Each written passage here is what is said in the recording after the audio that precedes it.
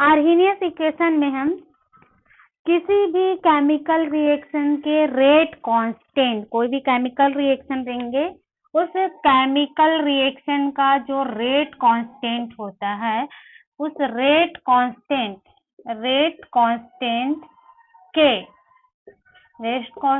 को प्रदर्शित किया जाता है के से। तो कोई भी केमिकल रिएक्शन का जो रेट कांस्टेंट होता है के और आर्हेनियस कांस्टेंट, एंड दूसरा क्या लेना है आपको, आर्हेनियस कांस्टेंट। इन दोनों के, ये दोनों कांस्टेंट, आर्हेनियस कांस्टेंट और रेट कांस्टेंट, दोनों जो है एक दूसरे के बराबर होता है और इसी को कहा जाता है Arrhenius equation.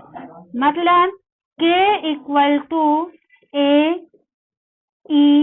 EA upon RT, ये माइनस EA अपॉन RT, इसको कहते हैं हम लोग आर्हेनियस इक्वेशन, जो कि रिलेशन बताता है रेट कांस्टेंट और आर्हेनियस के मध्य। इन दोनों को ही हम बोलते हैं रेट आर्हेनियस इक्वेशन कहते हैं। जहां यहाँ पर एक K इक्वल टू है आपका रेट कांस्टेंट। K का मान क्या है, K को क्या बोलेंगे, rate constant. A equal to है Arrhenius constant. T equal to होता है आपका टेम्परेचर। R इक्वल टू होता है गैस कांस्टेंट और E इक्वल टू है एक्टिवेशन एनर्जी। ये इस पूरे आर्हेनियस इक्वेशन में हम किसको क्या बोलते हैं, K को, A को, T, R, E को, तो इन सारे को ही बोला जाता है आर्हेनियस इक्वेशन। अब हमें क्या करना है, ये जो आर्हेनियस इक्वेशन है, उस आर्हेनियस इक्वेशन को अलग अलग टेम्परेचर पर, अलग अलग ताप पर, जैसे T1 ताप से T2 पर, इसमें हमें नए इस इक्वेशन से एक हमें नया इक्वेशन मिलेगा और साथ ही साथ तापमान में जो होने वाले परिवर्तन का आर्हेनियस इक्वेशन या रेट कांस्टेंट पर क्या इफेक्ट पड़ता है, इन सारी चीजों को हम लोग देखेंगे। तो इसी को हम लोग आगे देखते जाते हैं। ये जो आर्हेनियस इक्वेशन लिए हैं, आर्हेनियस इक्वेशन K और A के मध्य रिलेशन बताता है। अब इसको आगे हम क्या करें, इसका मैथमेटिकल डेरिवेशन करें, तो हम सबसे पहले क्या करें, इस इक्वेशन का क्या ले लेते हैं, लॉगरिथम लेते हैं। ये जो इक्वेशन दिया हुआ है, उस इक्वेशन का क्या लेते हैं, लॉग लेते हैं, taking logarithm of both side. दोनों क्या करना है आपको, taking logarithm of both side, दोनों साइड आपको क्या करना है, लॉगरिथम ले लेना है। तो K का क्या हो जाएगा आपका ln K का क्या हो जाएगा, ln K equal to A है, तो A के लिए भी हम लोग लॉग यूज करें, तो ln A minus EA upon RT, ये लॉग में कन्वर्ट कर दिए। लॉगरिथम में इसको हमको क्या करना है, कन्वर्ट कर देना है। देन लॉगरिथम में कन्वर्ट करने के बाद आपको एक चीज और बताया गया था कि जो लॉगरिथम है उसको log 10 में कन्वर्ट करें। log 10 में कन्वर्ट करने पर, जब log 10 में कन्वर्ट करेंगे तो ये वैल्यू जो होती है वो कितना हो जाएगा, 2.303 हो जाएगा। तो यहाँ पर इसको हम थोड़ा सा कन्वर्ट कर दें। कन्वर्ट करने पर ये नया इक्वेशन हमें क्या मिल जाएगा, लॉगरिथम से log K equal to log A minus EA upon ये जो R है, RT है, उसमें क्या जुड़ जाएगा 2.303 RT। ये नया थोड़ा सा इसमें कन्वर्जन हुआ और हमें एक फिर से नया इक्वेशन यहाँ पर मिल गया। अब यहाँ थोड़ा देखें, यदि हम क्या करें, जो टेम्परेचर लेते हैं आर्हेनियस इक्वेशन के लिए, जो टेम्परेचर लेंगे वो अलग अलग हो, डिफरेंट टेम्परेचर लें। यहाँ पर लिख दे रही हूँ मैं, यदि डिफरेंट टेम्परेचर पर आर्हेनियस समीकरण को हम देखते हैं, आर्हेनियस इक्वेशन को, तो अलग अलग टेम्परेचर मतलब समझ में आ रहा है। यदि हम टेम्परेचर पहले क्या ले लें T1, देन टेम्परेचर को क्या कर दें T2 कर दें, तो उस कंडीशन में ये जो आपका इक्वेशन मिला हुआ है log K equal to log A minus EA upon 2.303 RT, तो यहाँ पर हम इस टेम्परेचर को रख देते हैं, जैसे कि log K हो गया। अब इक्वल टू क्या हो जाएगा इसका मान, जब हम टेम्परेचर को T2 रखेंगे तो ये जो रेट कांस्टेंट है वो K2 हो जाएगा, और टेम्परेचर को T1 रखेंगे तो इसको हम क्या लिखेंगे K1। तो ये लिख दे रही हूँ log K1 equal to log A minus EA upon 2.303 RT1, इसको याद रखना। तो हमें एक नया इक्वेशन मिल गया, इसको मान लेते हैं समीकरण नंबर, इसको मान लूं मैं समीकरण नंबर 1, इसको मान लेती हूँ समीकरण नंबर 1।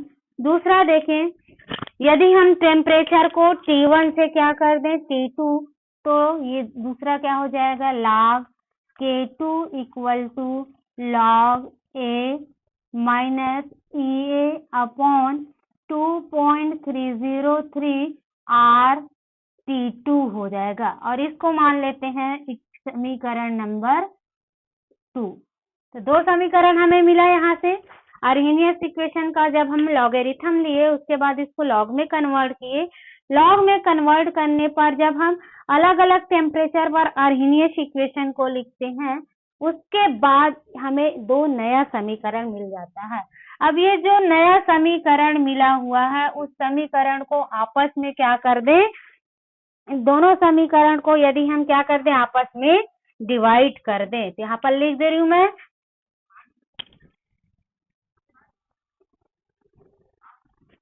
हम क्या करें समीकरण नंबर 1 व समीकरण नंबर 2 को डिवाइड करने पर आपस में क्या कर दें, दोनों को भाग दे दें, डिवाइड करें, तो हमें एक नया समीकरण मिलेगा, और वो है log, दोनों अलग अलग साइड को करना है, log K2 divided by K1। ये लेफ्ट साइड हो गया आपका, लेफ्ट साइड में क्या है K2 है और K1 है, जिसमें से मैं log को क्या कर दी, इसमें से कॉमन अलग कर दी log, तो हमारा K2 डिवाइडेड बाई K1। समीकरण 2 को हम क्या कर दिए, 1 से डिवाइड कर दिया, या समीकरण 1 व समीकरण 2 को डिवाइड कर दिए, इक्वल टू, अब क्या करें राइट साइड को डिवाइड करना है, तो राइट साइड को डिवाइड करेंगे तो सबसे पहले हम क्या कर ले, जो कॉमन है उसको बाहर कर लेते, ये जो कॉमन है उसको हम क्या कर लिए बाहर, 2.303, ये 2.303 R, इतना को हम क्या कर लिए, सबसे पहले बाहर कर लिए इतना को। उसके बाद हम क्या करें, यहाँ पर जो टेम्परेचर बचा हुआ है, टेम्परेचर क्या है 1/T1 माइनस 1/T2, बचा क्या आपका, सीधा सा बचा है वो है आपका टेम्परेचर। तो यहाँ पर टेम्परेचर क्या मिल गया हमें, K2 upon K1 equal to ये 2.303 R 1/T1 और माइनस 1/ क्या हो जाएगा T2। तो ये हमें एक क्या मिल जाएगा, नया समीकरण मिलेगा, और इस नया समीकरण से हम आर्हेनियस इक्वेशन में टेम्परेचर बढ़ने पर या टेम्परेचर को कम करने पर उसके के मान पर क्या इफेक्ट पड़ता है, इस समीकरण के थ्रू हम एक्सप्लेन कर सकते हैं कि के मान पर क्या इफेक्ट पड़ेगा। अब यहाँ पर मैं बता दूं, जैसे हम टेम्परेचर बढ़ाते हैं, जैसे यहाँ पर टेम्परेचर को क्या कर दें, बढ़ा दें, टेम्परेचर बढ़ाने पर, यदि ये टेम्परेचर बढ़ाने पर ये जो के का मान होता है, के का मान हमेशा टेम्परेचर बढ़ाने पर बढ़ता है। इस चीज को याद रखना आपका, टेम्परेचर बढ़ाने पर के का मान जो है वो बढ़ेगा। यदि मतलब कहने का ये है कि जैसे जैसे हम टेम्परेचर बढ़ाते जाएंगे वैसे ही आपका रेट कांस्टेंट है उसका मान भी बढ़ेगा, और जैसे टेम्परेचर कम होता है उस कंडीशन में रेट कांस्टेंट का मान भी कम होता है। मतलब सीधा सा ये है कि जो रेट कांस्टेंट के टेम्परेचर पर डिपेंड कर रहा है, मतलब टेम्परेचर के समानुपाती होता है। यदि टेम्परेचर बढ़ाते हैं उस कंडीशन में के का वैल्यू बढ़ेगा, और यदि टेम्परेचर को हम कम कर देते हैं तो उस कंडीशन में के की वैल्यू जो है वो कम हो जाएगा। ये बताया गया है अर्हेनियस इक्वेशन में। तो इन सारे इतने इक्वेशन को बोला जाता है आपका अर्हेनियस इक्वेशन।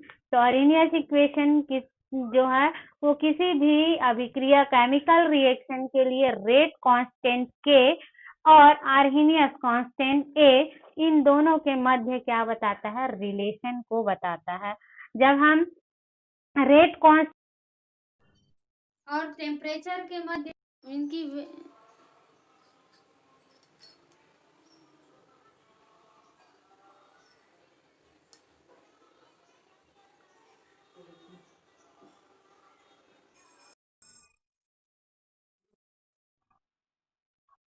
अरे फोन कॉल आ गया था, एक मिनट।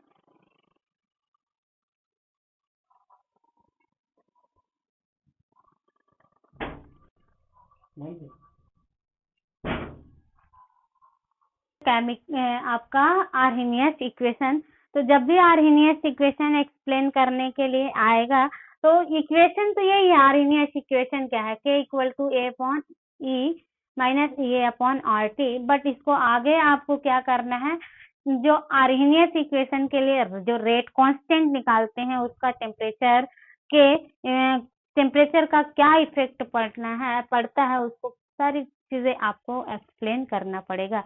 मीन्स टेम्परेचर बढ़ाएंगे तो के का मान बढ़ेगा, और यदि टेम्परेचर कम करते हैं तो के का मान क्या हो जाएगा, घटेगा। टॉपिक छोटा छोटा बचा है, उसका आपको डेफिनेशन देखना है और थोड़ा सा समझना है कि क्या होता है। तो वो दोनों मैं आपको बता देती हूँ। जैसे एक है टेम्परेचर कॉफिशिएंट बोलते हैं, और दूसरा है आपका एक्टिवेशन एनर्जी।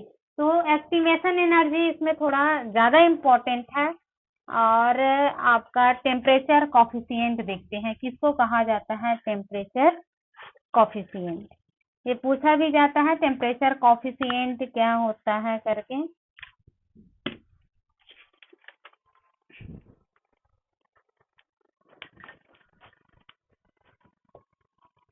टेम्परेचर कॉफिशिएंट, इसका डेफिनेशन आपको देखना है, टेम्परेचर कॉफिशिएंट किसे कहते हैं। तो इस सबसे पहले हम टेम्परेचर कॉफिशिएंट को बताने के लिए एक फॉर्मूला लिखते हैं। Temperature coefficient equal to, formula होता है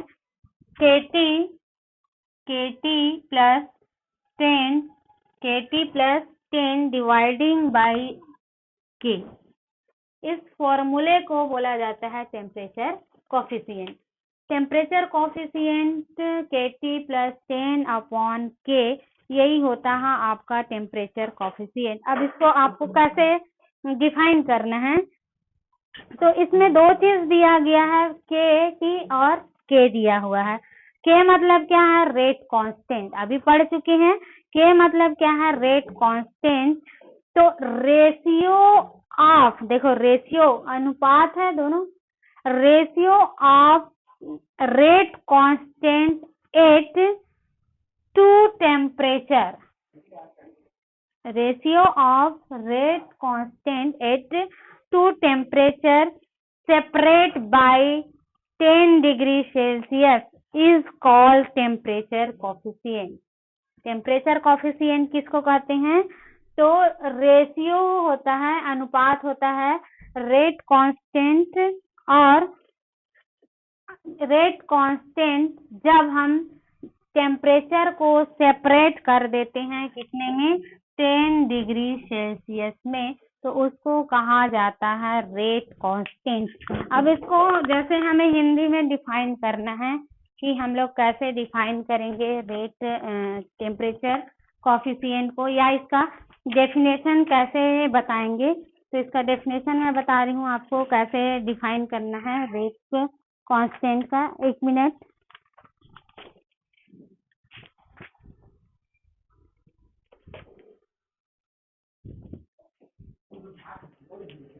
तो इसका डेफिनेशन जैसे हमको डिफाइन करना है, तो डेफिनेशन क्या हो जाएगा?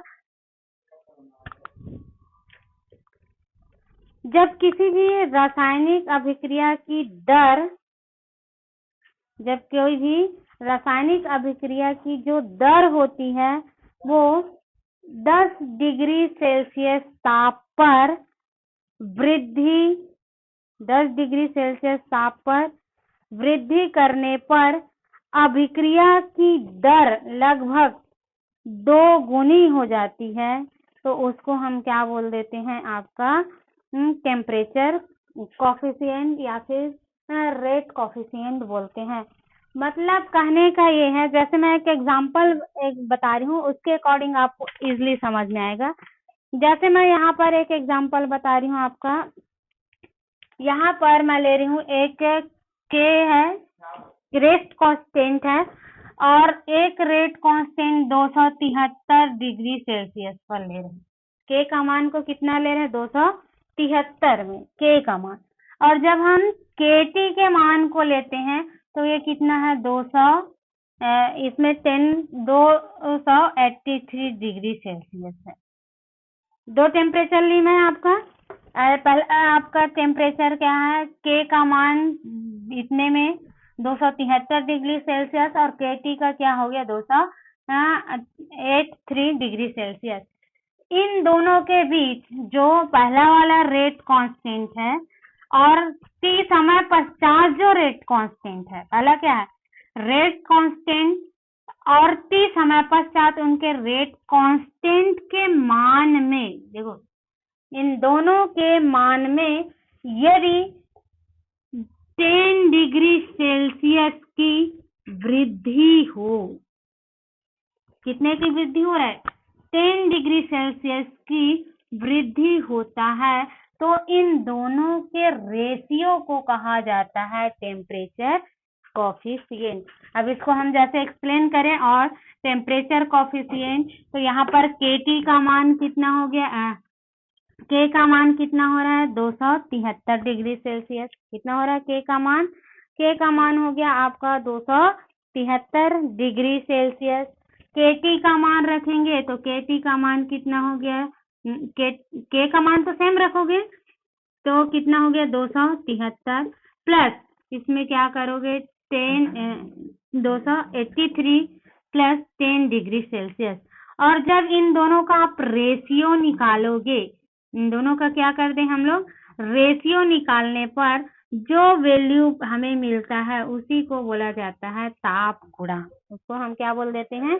ताप गुणांक, या फिर बोला जाए इसको ताप गुणांक को दर्शाने के लिए हम क्या यूज कर लेते हैं? ताप गुणांक के लिए केटी करके इसको यूज करेंगे, तो इसको बोलते हैं टेम्परेचर कॉफिशिएंट। मतलब ये है कि जो आपका टेम्परेचर दिया रहेगा टी, जैसे टी डिग्री सेल्सियस टेम्परेचर है, इस टी डिग्री सेल्सियस टेम्परेचर में यदि 10 डिग्री सेल्सियस टेम्परेचर क्या हो जाए? वृद्धि हो जाए, बढ़ जाता है, तो उसको हम लोग बोलते हैं टेम्परेचर कॉफिशिएंट। आया समझ में? तो इस प्रकार से आपको क्या करना है? टेम्परेचर कॉफिशिएंट को एक्सप्लेन करना है। डेफिनेशन बस इसमें बताना है कि टेम्परेचर कॉफिशिएंट क्या होता है। तो किसी भी रासायनिक अभिक्रिया के लिए जो टेम्परेचर कॉफिशिएंट है यह 10% ताप पर 10% ताप पर किसी भी रासायनिक अभिक्रिया में होने वाले जो परिवर्तन है उसके अनुपात को कहा जाता है टेम्परेचर कॉफिशिएंट। और इसमें मोस्ट इम्पॉर्टेंट है इस फॉर्मूले को याद रखना आपको। टेम्परेचर कॉफिशिएंट में फॉर्मूला कौन सा है? KT प्लस 10% अपॉन K, ये इसको बोला जाता है टेम्परेचर कॉफिशिएंट। देन आता है लास्ट आपका इस चैप्टर का लास्ट टॉपिक है एक्टिवेशन एनर्जी। एक्टिवेशन एनर्जी को आपको देखना है, एक्टिवेशन एनर्जी क्या होती है और साथ ही साथ एक्टिवेशन एनर्जी पर की क्या अवधारणा है। तो इसको मैं शॉर्ट में बता रही हूँ, ज्यादा डीपली ना जा करके हम इसको शॉर्ट में ही देखेंगे। एक्टिवेशन एनर्जी, सक्रियण ऊर्जा।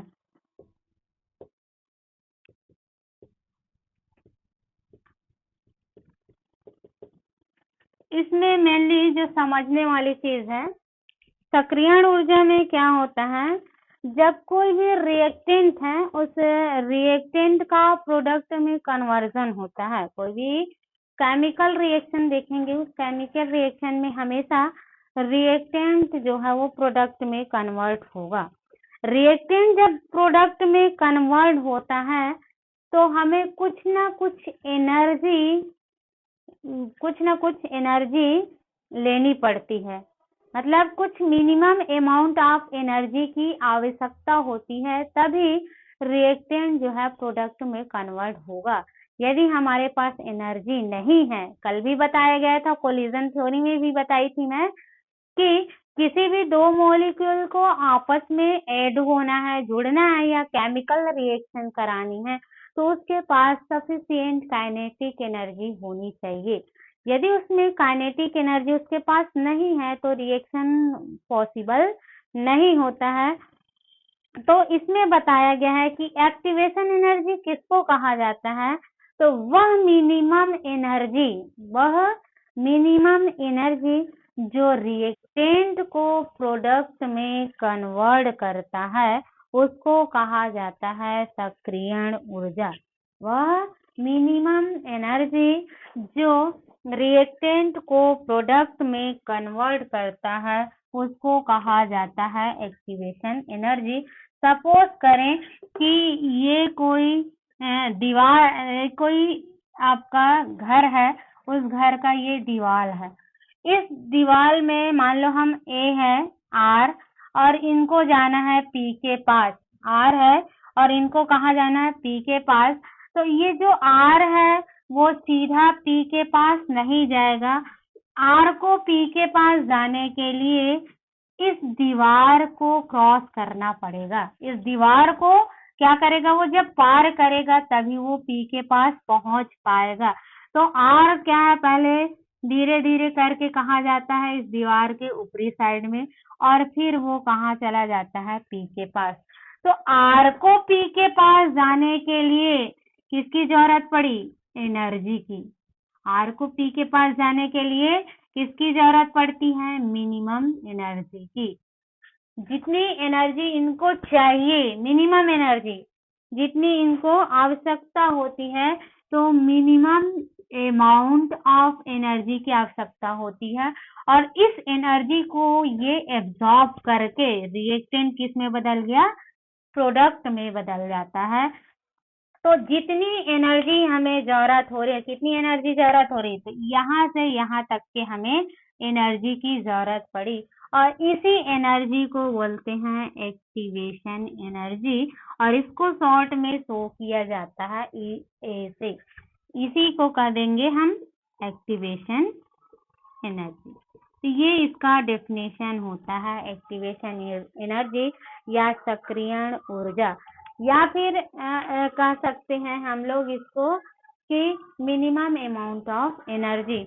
जैसे ये जो एक्टिवेशन एनर्जी है वो रिएक्टेंट और प्रोडक्ट की कंसंट्रेशन पर डिपेंड करेगा। कि रिएक्टेंट एक्टिवेशन एनर्जी कौन सी रिएक्शन के लिए अधिक होगी और कौन सी रिएक्शन के लिए कम होगी, ये डिपेंड करेगा किस पर, कोई भी केमिकल रिएक्शन की कॉन्सेंट्रेशन पर।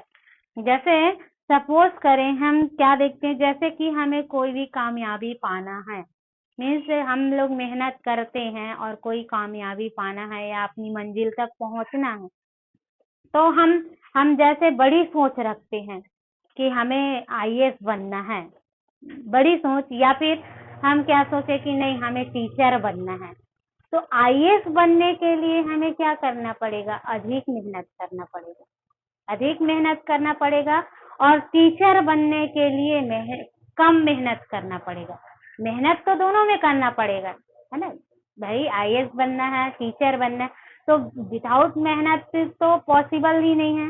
लेकिन इसमें कंडीशन क्या हो रहा है कि जितनी बड़ी हमें कामयाबी चाहिए, हमें उतना ही ज्यादा मेहनत करना पड़ता है या उतना ही ज्यादा हमें दर्द झेलना पड़ता है। तो सेम कंडीशन आपका क्या होता है, इसमें एक्टिवेशन एनर्जी होता है। तो कोई भी केमिकल रिएक्शन कराओगे तो उस केमिकल रिएक्शन के लिए यदि जो रिएक्टेंट है उनकी कॉन्सेंट्रेशन बहुत ज्यादा है और उनको कन्वर्ट होना है प्रोडक्ट में कन्वर्ट होना है, तो ज्यादा है तो उसके लिए एक्टिवेशन एनर्जी की ज्यादा जरूरत पड़ेगी, और कम है तो उसके लिए एक्टिवेशन एनर्जी की जरूरत कम होगी। इसी के अकॉर्डिंग इनकी एक्टिवेशन एनर्जी के आधार पर यहाँ पर 2 ग्राफ प्लॉट किया गया है, और उस ग्राफ के अकॉर्डिंग ही हम देखेंगे कि यहाँ पर जो रिएक्शन होगी वो कौन सी रिएक्शन होगा। सपोज करो मैं यहाँ पर ये 2 ग्राफ प्लॉट कर रही हूँ, और उसके अकॉर्डिंग हम देखेंगे कि इस ग्राफ में यदि हम ग्राफ खींचे एक्स और वाई एक्सिस लेकर के, एक दूसरा ग्राफ प्लॉट कर रही हूँ, यहीं पर कर दे रही हूँ। एक पहला ग्राफ हो गया, इसको रब कर दें, एक पहला ग्राफ और एक दूसरा ग्राफ, 2 ग्राफ आपस में प्लॉट कर रही हूँ, थोड़ा ध्यान से देखना। ये 2 एक्सिस लिए, एक्स एंड वाई, और एक्स और वाई एक्सिस में इसको भी एक्स और वाई एक्सिस लिए। एक्स एक्सिस में हम क्या ले लेते हैं, आपका रिएक्शन प्रोग्रेस, रिएक्शन जो है वो प्रोग्रेस कर रहे हैं, progress. Then X axis, then Y axis, X Y axis में हम लोग क्या ले लेते हैं, आपका जो प्रोडक्ट है उसकी एनर्जी, ई बस लिख दे रही हूँ शॉर्ट में, प्रोडक्ट की एनर्जी ई, और रिएक्शन प्रोग्रेस। 2 ग्राफ प्लॉट कर रही हूँ। पहला ग्राफ देखो, पहला कंडीशन, ग्राफ को नाम दे रही हूँ, थोड़ा समझना ध्यान से, ए और आपका हो गया बी।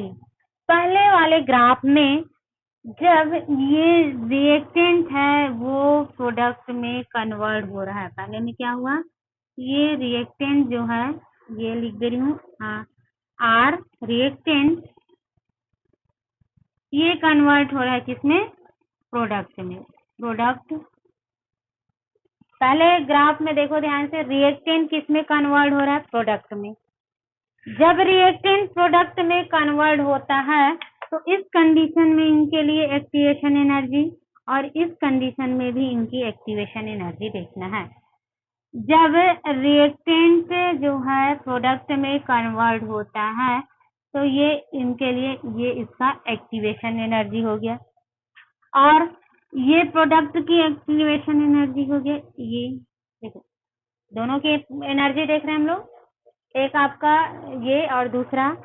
तो यहाँ पर जो रिएक्टेंट है, जो रिएक्टेंट की एनर्जी देख रहे हो, यहाँ पर रिएक्टेंट की एनर्जी ज्यादा है। रिएक्टेंट के लिए देखेंगे तो रिएक्टेंट के लिए जो एक्टिवेशन एनर्जी है वो हाई है। यहाँ पर एक्टिवेशन एनर्जी क्या है, हाई है। किसके लिए, आर के लिए।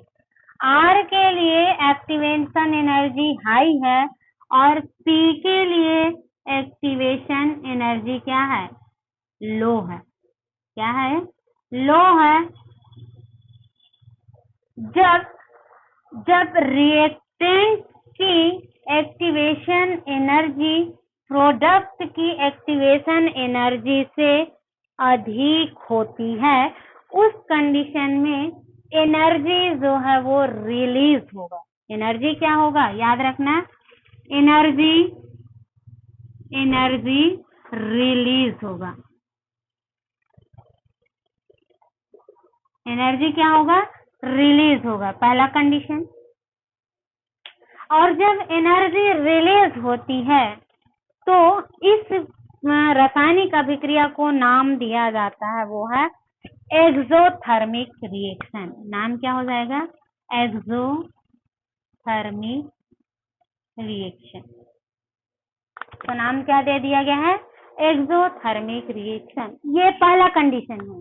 पहला कंडीशन क्या है, जब रिएक्टेंट की एक्टिवेशन एनर्जी, ये जो लाइन लगाई हूँ ये है ना एक्टिवेशन एनर्जी, ये भी आपका ये है।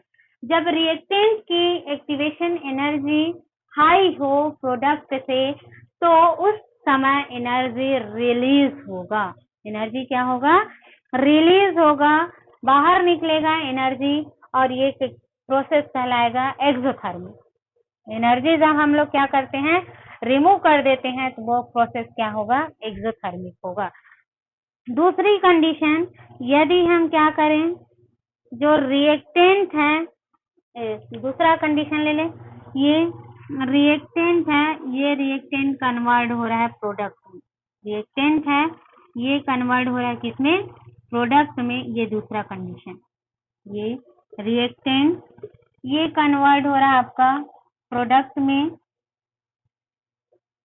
अब इनके लिए भी देखें एक्टिवेशन एनर्जी क्या है, यहाँ पर लिखिए।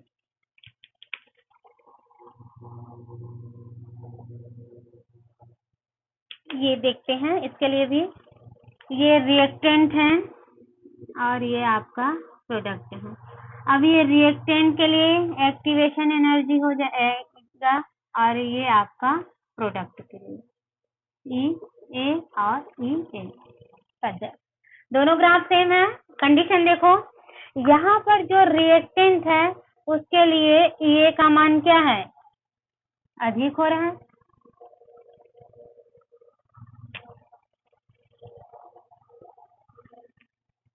इसके लिए क्या हो गया, एक्टिवेशन एनर्जी का मान अधिक हो रहा है, और प्रोडक्ट का एक्टिवेशन एनर्जी क्या हो रहा है, यहाँ पर सॉरी थोड़ा सा मिस्टेक हो गया। ये आपका जो रिएक्टेंट है, प्रोडक्ट है, प्रोडक्ट की एक्टिवेशन एनर्जी क्या हो रहा है, ज्यादा हो रही है। ये जो प्रोडक्ट है उस प्रोडक्ट की एक्टिवेशन एनर्जी क्या हो रही है, ज्यादा हो रही है, और आपका जो रिएक्टेंट है उस रिएक्टेंट की एक्टिवेशन एनर्जी क्या हो रही है, यहाँ पर कम हो रही है। सॉरी थोड़ा मिस्टेक हो गया।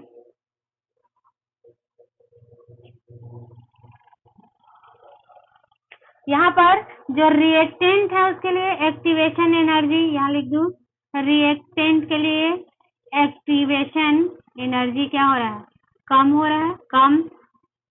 और प्रोडक्ट के लिए एक्टिवेशन एनर्जी क्या हो रहा है, हाई हो रहा है, अधिक हो रहा है, अधिक हो रहा है।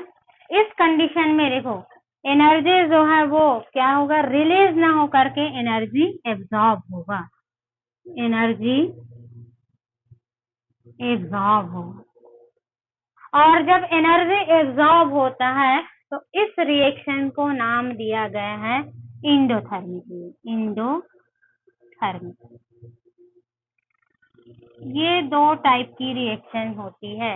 पहला हो गया आपका एक्सोथर्मिक रिएक्शन किसे कहते हैं, और दूसरा हो गया आपका इंडोथर्मिक रिएक्शन।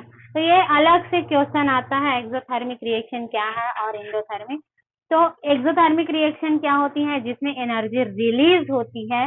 तो एनर्जी किस कंडीशन में रिलीज होगा, जब रिएक्टेंट की एक्टिवेशन एनर्जी हाई हो, देन हाई हो किससे, प्रोडक्ट से, तो उसको हम बोलेंगे एक्सोथर्मिक रिएक्शन।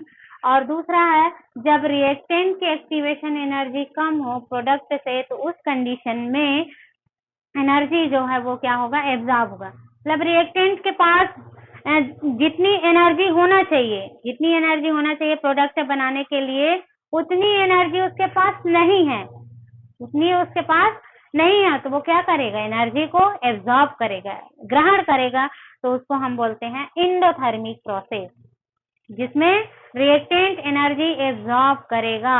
रिएक्टेंट को प्रोडक्ट बनाने के लिए मिनिमम एनर्जी की जरूरत पड़ती है, बट उसके पास मिनिमम एनर्जी नहीं है, तो मिनिमम एनर्जी को वो क्या करेगा, एब्जॉर्ब करेगा, इन्वायरमेंट से लेगा। इन्वायरमेंट से एनर्जी एब्जॉर्ब करता है, इसलिए इसको हम क्या बोलेंगे, एंडोथर्मिक प्रोसेस।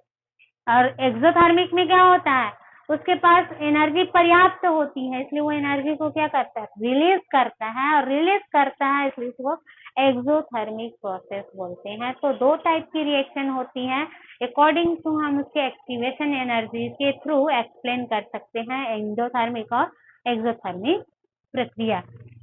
तो इसको बोला जाता है एक्टिवेशन एनर्जी, सक्रियण ऊर्जा। और सक्रियण ऊर्जा को हम लोग कैसे एक्सप्लेन करेंगे, तो रिएक्टेंट जब प्रोडक्ट में कन्वर्ट होता है तो जो मिनिमम एनर्जी की हमें जरूरत होती है उसको कहा जाता है एक्टिवेशन एनर्जी। अब एक्टिवेशन एनर्जी को प्रभावित करने वाले कुछ कारक है, कौन कौन से ऐसे कारक हैं जो एक्टिवेशन एनर्जी को प्रभावित करता है। एक्टिवेशन एनर्जी को प्रभावित करने वाले कारक,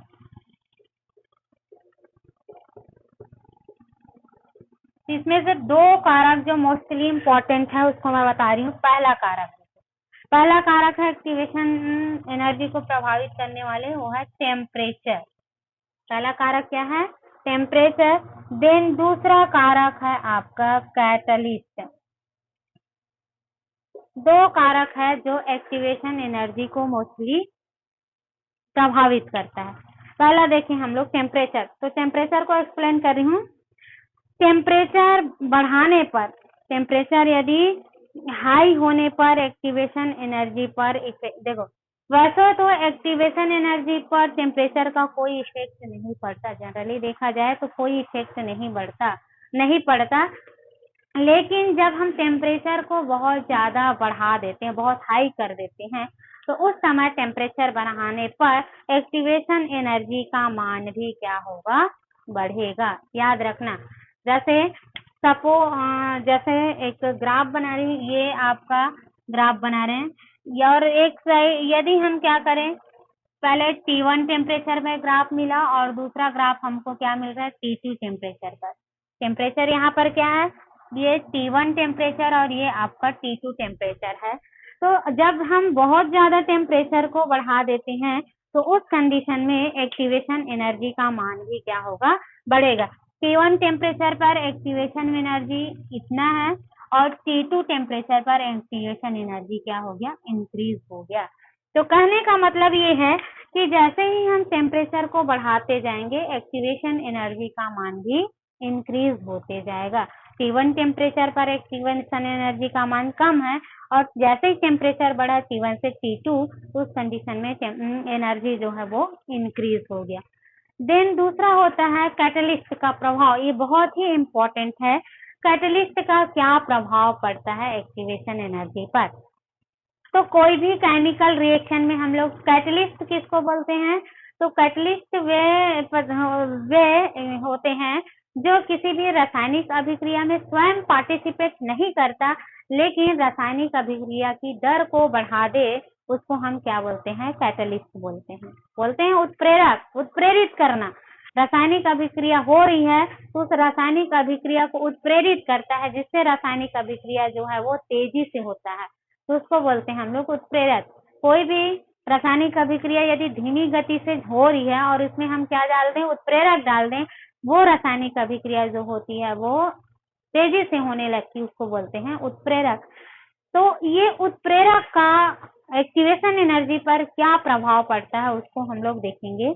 तो कोई भी केमिकल रिएक्शन जब कराया जाता है और उस केमिकल रिएक्शन में जब हम कैटलिस्ट ऐड कर देते हैं तो एक्टिवेशन एनर्जी का मान कम हो जाता है। इस पॉइंट को आप लोग नोट करना, जब भी हम कोई रासायनिक अभिक्रिया कराते हैं और रासायनिक अभिक्रिया में कैटलिस्ट को मिला दें, तो कैटलिस्ट मिलाने पर रिएक्शन फास्ट हो जाता है, तो एक्टिवेशन एनर्जी का मान जो है वो कम हो जाता है। इस पॉइंट को याद रखना। एक्टिवेशन एनर्जी का मान क्या हो जाएगा, कम होगा। इतना आपको याद रखना है। अब इसको हम कैसे एक्सप्लेन करें एक्टिवेशन, तो जब हम कोई रासायनिक अभिक्रिया कराएं, इसको रफ कर दूं,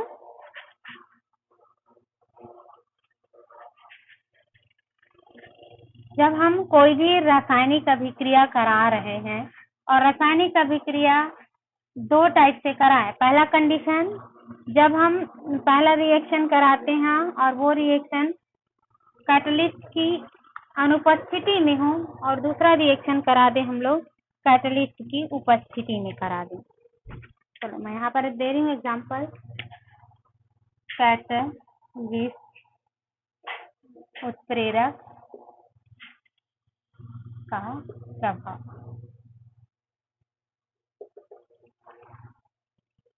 कोई भी देखो, यहाँ पर एक ग्राफ प्लॉट कर रही हूँ ताकि आपको इजी समझ में आए।